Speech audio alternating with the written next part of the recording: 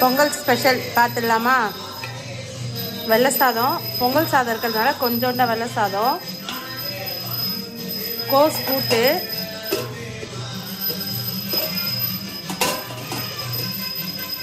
புடிக்கரணை காரக்குழம்பு,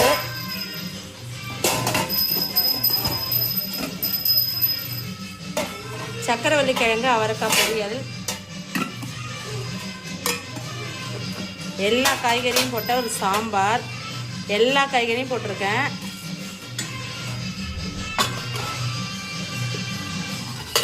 நல்லா நிறைய நெய் ஊற்றி தலைன்னு ஒரு சக்கரை பொங்கல் சும்மா கொஞ்சோண்டா வைக்கிறது, இடையில வைக்கிறதுக்காக. அதுக்கப்புறம் வெல்லம் போட்ட பூசணிக்காய் பொரியல், மஞ்சள் பூசணி பொரியல், அதுக்கப்புறம் எல்லாமே சாப்பிட்றதுக்கு ரசம்.